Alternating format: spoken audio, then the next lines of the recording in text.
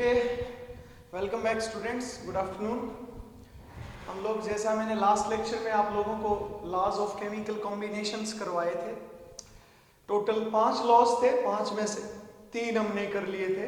एक तो था लॉ ऑफ कंजर्वेशन ऑफ मास, एक था लॉ ऑफ कांस्टेंट कंपोजिशन और एक था लॉ ऑफ मल्टीपल प्रोपोर्शन। जैसा मैंने बोला था कि मैं इस वीडियो में आप लोगों को कुछ ट्रिक्स बताऊंगा कि कैसे न्यूमेरिकल सॉल्व करने हैं आपको, जो लॉ ऑफ कांस्टेंट कंपोजिशन और लॉ ऑफ मल्टीपल प्रोपोर्शन पे बेस्ड होते हैं। बहुत सिंपल सा छोटा सा वीडियो रहेगा। पहले मैं आप लोगों को वो स्टेप्स बता दूं कि क्या क्या स्टेप आपको फॉलो करने हैं, और फिर we will do some numericals ताकि आसानी से आप लोग समझ पाएं। तो हम लोग सबसे पहले यहाँ लिख लेते हैं स्टेप्स to solve numericals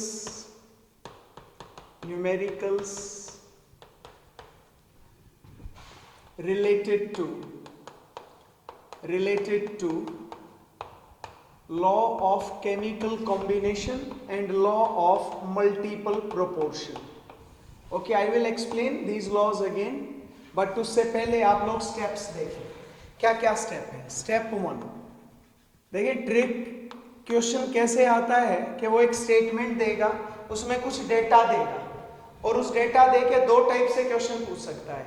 पहला तो ये पूछ सकता है कि वो क्या ये लॉ ऑफ मल्टीपल प्रोपोर्शन को फॉलो करता है, क्या ये लॉ ऑफ कांस्टेंट कंपोजिशन को फॉलो करता है, या फिर दूसरा वो ये पूछ सकता है, वो डेटा देके और पूछेगा कि क्या ये जो डेटा है ये कौन से लॉ को फॉलो करता है।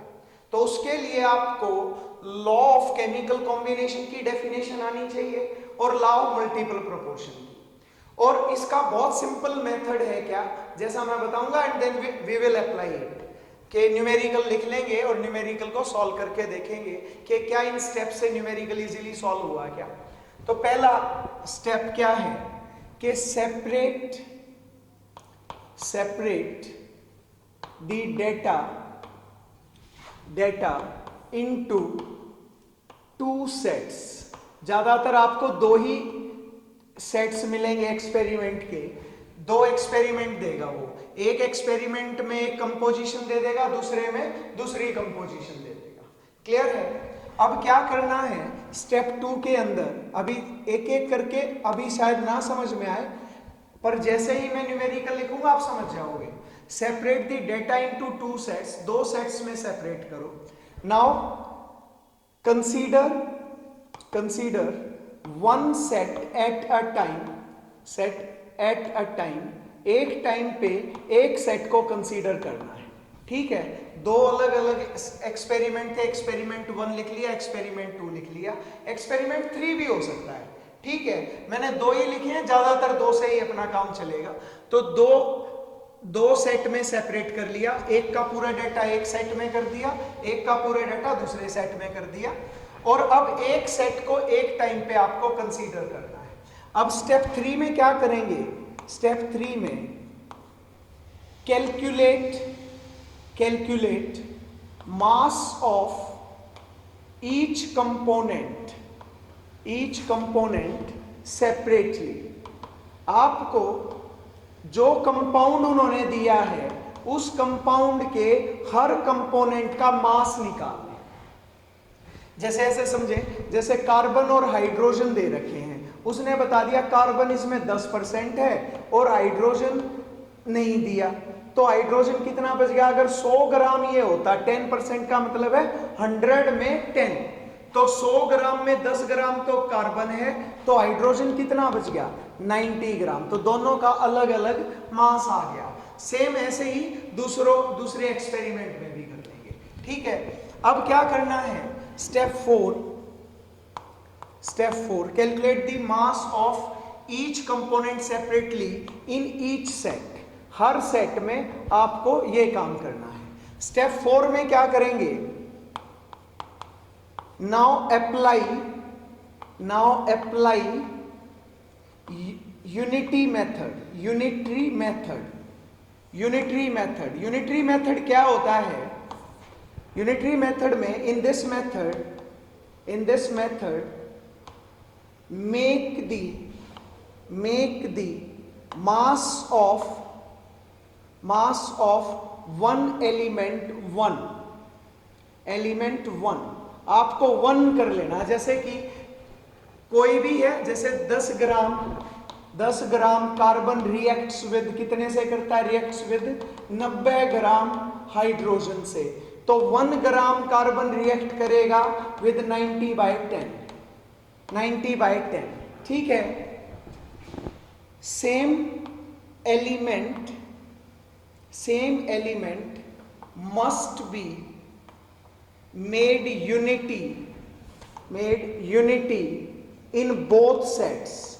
दोनों सेट्स के अंदर आपको वही एलिमेंट, जो एलिमेंट पहले सेट में किया, दूसरे एलिमेंट में भी आपको कार्बन को ही 1 ग्राम करना है। ऐसा नहीं कि मैं कार्बन कर रहा हूं तो आप भी कार्बन करें। आप हाइड्रोजन से कर सकते थे कि 90 gram hydrogen reacts with 10 gram of hydrogen, तो 1 ग्राम हाइड्रोजन रिएक्ट होगा 10/90। तो ये आ गया। ठीक है। अब लास्ट स्टेप में क्या करना है? स्टेप 5। बस हो गया, न्यूमेरिकल हो गया। मैंने बोला था बिल्कुल सिंपल है। Now compare the mass of element calculated in both the sets. दोनों सेट्स में जो मास निकाला है उसको कंपेयर करो। If it is same in both the sets, दोनों सेट्स में अगर सेम है, देन क्या होगा? कार्बन हाइड्रोजन का भी मास हो गया सेम, और कार्बन का भी मास क्या हो गया? सेम हो गया। ठीक है। मतलब ये 1 ग्राम है, दूसरे सेट में भी हमने 1 ग्राम हाइड्रोजन ही किया। कार्बन 10/90 है, दूसरे में भी 1/9 ही आ रहा है। इसका मतलब दोनों में सेम है। तो क्या बोला था? पहला लॉ था लॉ ऑफ कांस्टेंट कंपोजिशन। ये लॉ क्या बोला करता?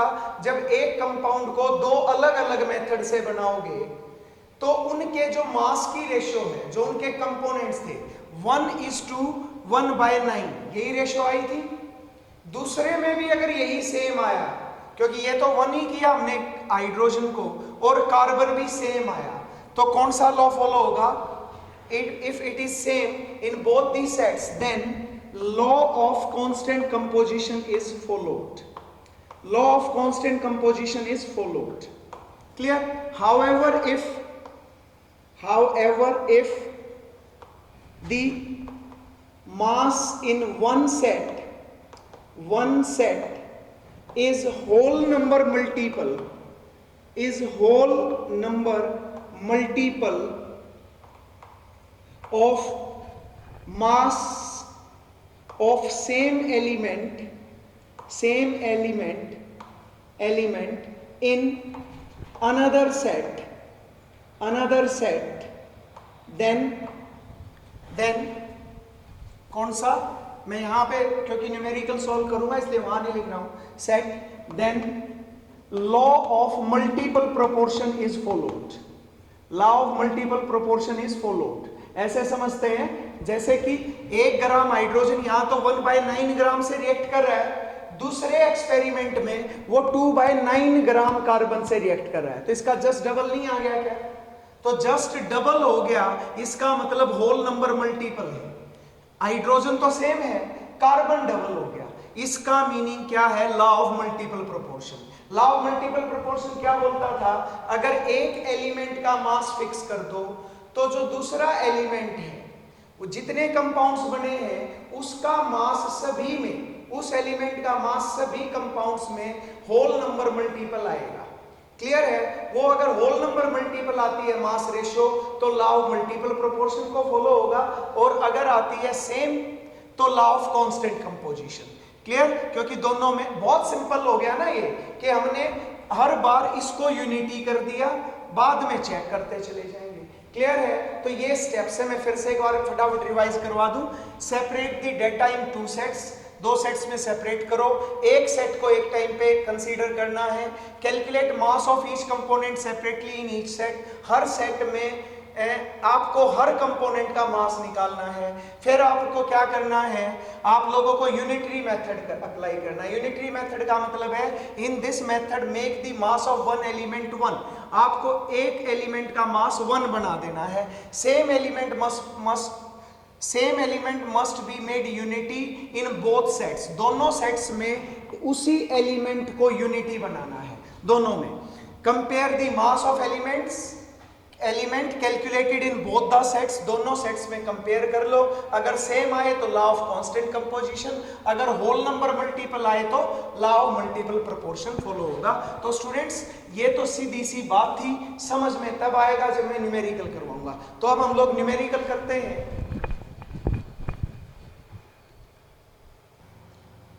तो स्टूडेंट्स करते हैं न्यूमेरिकल। एक जो मैंने अभी बताया था आप लोगों को कि ये स्टेप्स फॉलो करके आप लॉ ऑफ कांस्टेंट कंपोजिशन पे बेस न्यूमेरिकल सॉल्व कर सकते हो। तो देखो एक क्वेश्चन दिया हुआ है, मैंने ये यहाँ पे लिख लिया है ताकि आप लोग इजीली इसको पढ़ें और फिर मैं इसको सॉल्व करूंगा। मैंने ये स्टेप्स भी यही लिखे हैं ताकि मैं बता सकूं कि स्टेप्स अप्लाई कैसे होने हैं। एक एक्सपेरिमेंट है जिसमें 2.4 ग्राम आयरन ऑक्साइड है। ये आयरन ऑक्साइड है, याद रहे आयरन की कई सारी फॉर्म है आयरन ऑक्साइड्स की। मैं इसलिए आयरन ऑक्साइड का फार्मूला ना लिख के पूरा लिख रहा हूं। Iron oxide on reduction, reduction होता है या तो एडिशन ऑफ हाइड्रोजन या फिर रिमूवल ऑफ ऑक्सीजन, ठीक है। तो इसमें क्या किया, हाइड्रोजन के साथ रिएक्ट करके कितने ग्राम दिया है भाई, 2.4 ग्राम, ठीक है। हाइड्रोजन के साथ रिएक्ट करके यील्ड्स आयरन दे देगा। आगे क्या देता है हमें कोई लेना देना नहीं, कितना है 1.68 ग्राम, ये दे दिया भाई, ठीक है। इसका मतलब इस आयरन ऑक्साइड में 1.68 ग्राम क्या था, आयरन था। Fe is the symbol of iron, और ये आयरन ऑक्साइड था टोटल 2.4 ग्राम। मतलब इसमें क्या क्या था, आयरन था, ऑक्सीजन था। तो और दूसरा एक्सपेरिमेंट ये है फर्स्ट एक्सपेरिमेंट, और ये है अब लिख रहा हूं यहां नीचे, थोड़ा नीचे लिख देता हूं, सेकंड एक्सपेरिमेंट। सेकंड एक्सपेरिमेंट, तो सेकंड एक्सपेरिमेंट क्या है, इन अनदर एक्सपेरिमेंट, अब आ गया दूसरा experiment. 2.9 gram of iron oxide, फिर से आयरन ऑक्साइड क्या दे रहा है, फिर से रिडक्शन होके दे रहा है आयरन। कितने ग्राम है भाई, 2.9 ग्राम, और कितना दे रहा है, gives 2.03 gram of iron on reduction with hydrogen, 2.03 ग्राम। बाकी भी कोई प्रोडक्ट देता होगा, फिलहाल हमें जरूरत नहीं। तुम्हें क्वेश्चन है, show that the data illustrate the law of constant composition. Clear है, मैंने सब कुछ नीचे लिख लिया, मैं फिर से पढ़ देता हूं। In an experiment 2.4 gram of iron oxide on reduction gives iron 1.68 ग्राम, ठीक है। दूसरे एक्सपेरिमेंट में जो सेकंड एक्सपेरिमेंट है, iron oxide on reduction 2.9 gram iron oxide on reduction give 2.03 gram iron. ये है न्यूमेरिकल। अब तुम्हें बताना है कि ये लॉ ऑफ मल्टीपल प्रोपोर्शन को फॉलो करता है। मैं मिटा देता हूं स्टेटमेंट को, लॉ ऑफ कांस्टेंट कंपोजिशन को, नॉट मल्टीपल प्रोपोर्शन। आप लोग चेक भी कर लेंगे अभी कि कौन से लॉ को फॉलो करता है, ये भी क्वेश्चन ऐसे आ सकता है। अब क्या करना था, पहला step, separate the data into 2 sets. 2 sets में सेपरेट कर लेते हैं, ऐसे बना लेते हैं भाई, 2 सेट्स बना लेते हैं, ठीक है। नीचे तक लिखता जाऊंगा, एक बार ऊपर लिख लूं। यहां पे एक तरफ हो जाएगा set 1, this is set 1, this is set 2। थोड़ा सा स्पेस कम है इसलिए सारा मैं थोड़ा सा नजदीक नजदीक लिखता हूं। तो सेट 1 में first experiment, this is iron oxide. Iron oxide का मास कितना दिया हुआ है, 2.4 ग्राम, और इसके रिडक्शन से कितना आयरन मिलेगा, वो मिलेगा 1.68 ग्राम, ये लिखा हुआ भाई, ठीक है। तो पहला एक्सपेरिमेंट, हमें हाइड्रोजन के साथ रिडक्शन करवा रहे हैं, कोई हमें जरूरत ही नहीं है। दूसरा experiment set 2, iron oxide. Iron oxide कितना है जी, 2.9 ग्राम, और आयरन कितना है इसके अंदर, 2.03 ग्राम। जब ये रिडक्शन होगा तो आयरन इतना मिला, मतलब पूरी रिएक्शन हो रही थी तो आयरन इतना था, तभी इतना ही मिला, नहीं तो और ज्यादा होता तो ज्यादा मिलता, और कम होता तो कम मिलता। इतना मिला, मतलब इसमें इतना आयरन है। अब क्या करना है अगला में, एक टाइम पे एक ही सेट कंसीडर करना है। तो मैं सेट 1 कंसीडर कर रहा हूं, तो अब सेट 1 कंसीडर करते हैं। सेट 1 क्या करना है, calculate mass of each component. अब आयरन ऑक्साइड किस किस से बना है, आयरन प्लस ऑक्सीजन, दोनों का मास कितना है, तो यहां लिखूं mass of iron plus mass of oxygen is 2.4 ग्राम।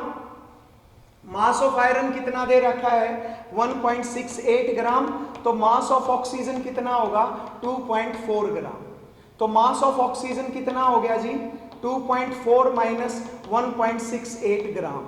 आप लोग इसको सॉल्व कर सकते हैं, इजीली सॉल्व कर लेंगे। मैं अभी अपने मोबाइल पे सॉल्व करके और मैं निकाल दूंगा, वैल्यू बता दूंगा, ठीक है। अब दूसरे में भी आ जाओ, एक टाइम पे एक ही कर रहे हैं, तो यहाँ पे mass of iron plus mass of oxygen कितना है 2.9 ग्राम। मास ऑफ आयरन कितना दिया हुआ है 2.03, मास ऑफ ऑक्सीजन हमें निकालना है, तो कितना आ जाएगा mass of oxygen 2.9 minus 2.03 gram. Clear. तो अब कितनी वैल्यू आ जाएगी इसकी, सो नाउ लेट अस सी कि कितनी वैल्यू आ जाती है।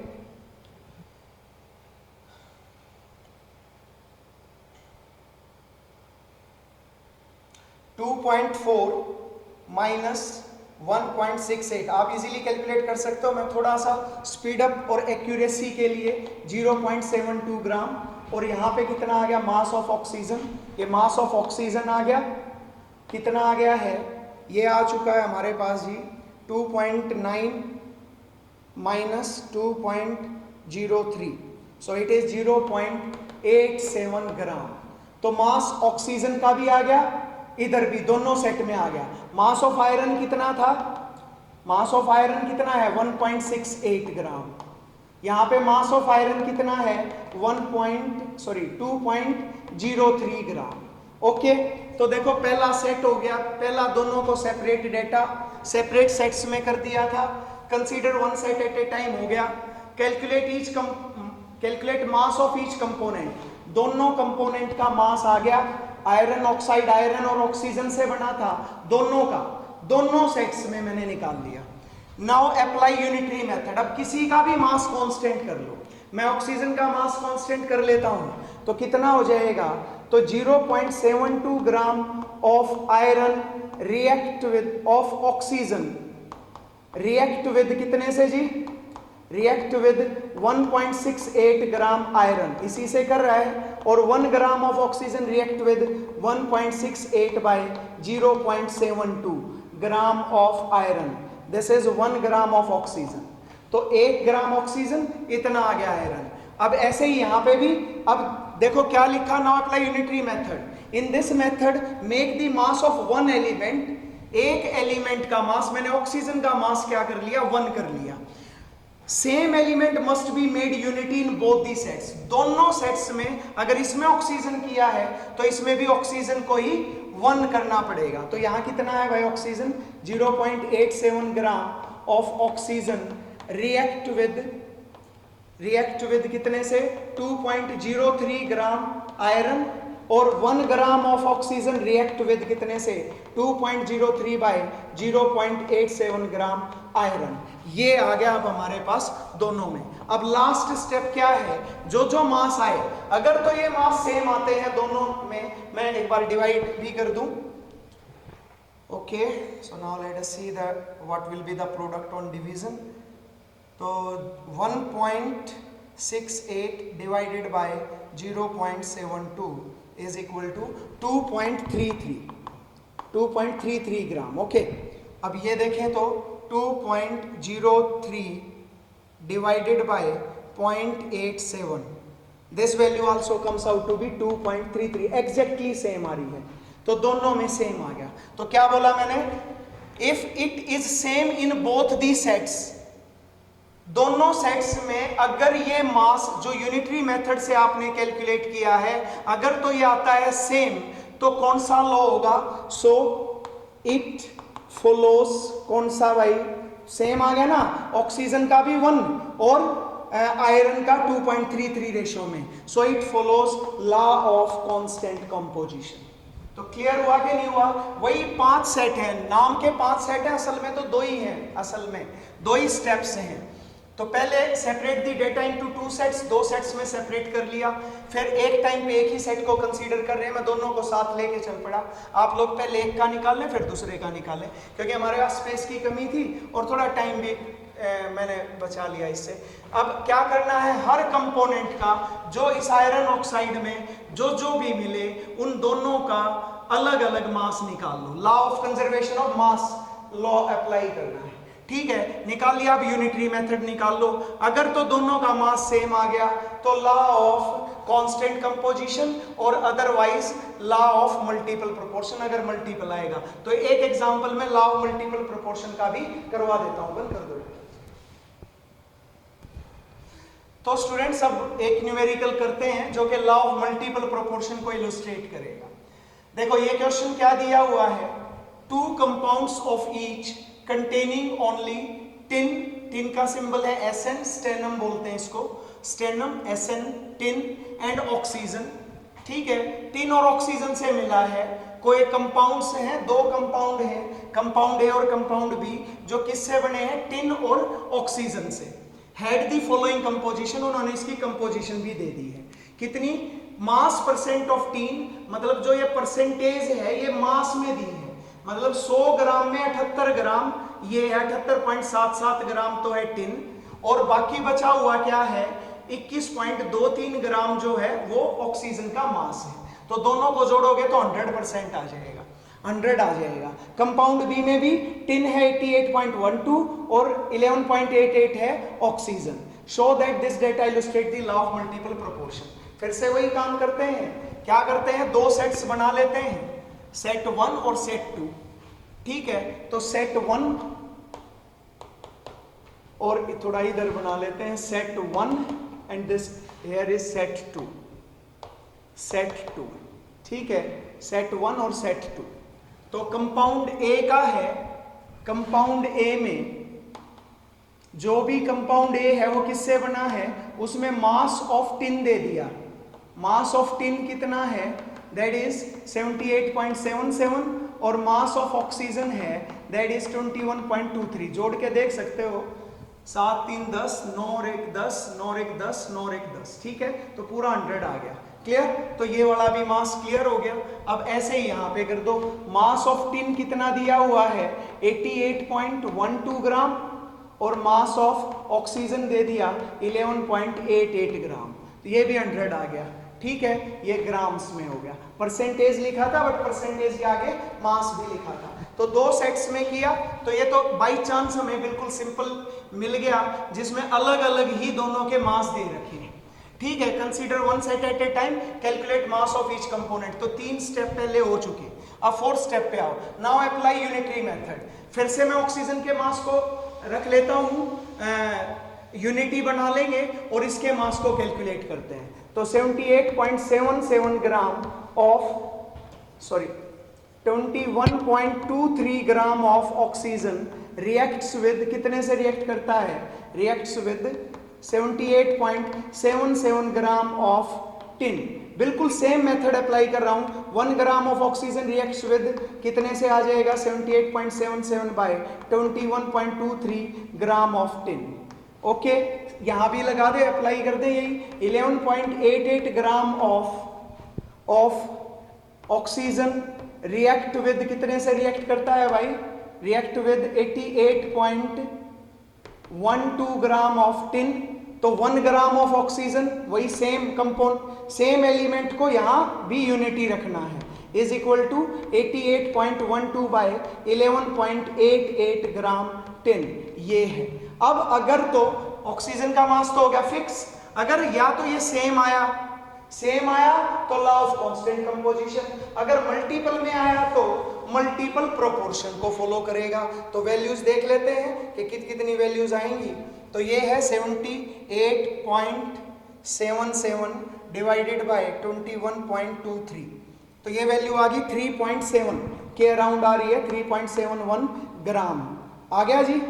अब यहां से ये वैल्यू देख लेते हैं, 88.12 डिवाइडेड बाय 11.88, तो this value comes out to be 7.42 gram of 10। तो चेक करो क्या दोनों एक दूसरे के मल्टीपल है कि नहीं।